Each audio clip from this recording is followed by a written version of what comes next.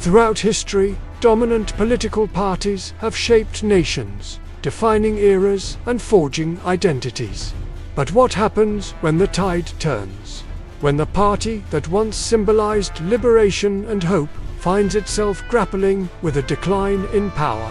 Today, we journey to South Africa to explore the story of the African National Congress, a party at a critical crossroads. For decades, the ANC was more than a political party. It was a global symbol of the fight against apartheid. Led by icons like Nelson Mandela, its rise to power in 1994 was a moment of triumph, a beacon of hope for a new, democratic South Africa. The Rainbow Nation was born, and the ANC was its architect, promising a future of equality, prosperity, and justice for all. For years, their electoral dominance was absolute, a reflection of the deep trust and historical loyalty they commanded. But fast forward to today, and the political landscape is shifting. Recent election results show a significant erosion of the ANC's support. For the first time, their majority is precarious, and the prospect of coalition governments, once unthinkable, is now a political reality. So, what changed? The reasons are complex, but many observers point to a growing disillusionment fueled by persistent allegations of corruption, economic stagnation, and a failure to deliver on key promises. The dream of a fully prosperous and equal society remains, for many, just that, a dream. This pattern of a long-ruling party facing a reckoning is not unique to South Africa. History provides us with compelling parallels. Let's look at Mexico's Institutional Revolutionary Party, or PRI. For 71 years, the PRI was synonymous with Mexican politics.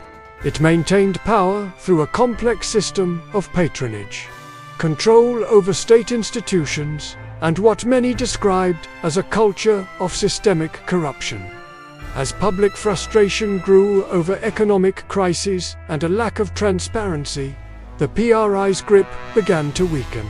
In the years leading up to its historic loss in 2000, there were widespread accusations of officials enriching themselves, manipulating state resources, and attempting to secure their influence long after they might be voted out. The party's final years in its unbroken rule were marked by scandals that revealed the depth of the rot, hastening its decline. Similarly, consider the Congress Party in India. For the better part of 5 decades after independence, it was the natural party of government. It was the party of Nehru and the struggle for freedom.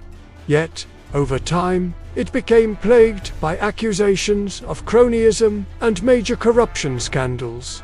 The infamous 2G spectrum and Colgate controversies in the late 2000s and early 2010s shattered public trust. These scandals, involving the alleged misallocation of public resources for private gain, painted a picture of a party that had become disconnected from the people it was meant to serve. This perception of widespread graft was a major factor in its landslide defeat in 2014, ending its long era of dominance. Now, let's turn our lens back to South Africa. The parallels are striking. In recent years, the ANC has been rocked by the state capture inquiry, which has laid bare stunning allegations of systemic corruption. The inquiry detailed how networks of politicians and business people allegedly conspired to siphon billions from state-owned enterprises, hollowing out crucial institutions for personal enrichment. We've heard testimony about contracts being awarded to connected individuals, public funds being diverted, and a deliberate weakening of law enforcement agencies. These revelations have deeply scarred the public's perception of the ANC. As the party's electoral support wanes, there's a growing concern among South Africans: is what we're seeing a repeat of history? A last-minute scramble to secure resources before a potential loss of power? analysts point to several worrying trends.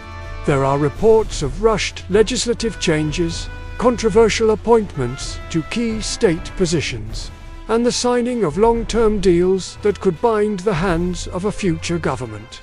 For example, recent debates around the National Health Insurance Bill or the management of state-owned entities are viewed by critics not just as policy decisions, but as strategic moves to entrench certain interests regardless of who wins the next election. This creates a vicious cycle. The perception of corruption drives voters away, and the fear of losing power can, paradoxically, incentivize some within a ruling party to exploit their positions while they still can.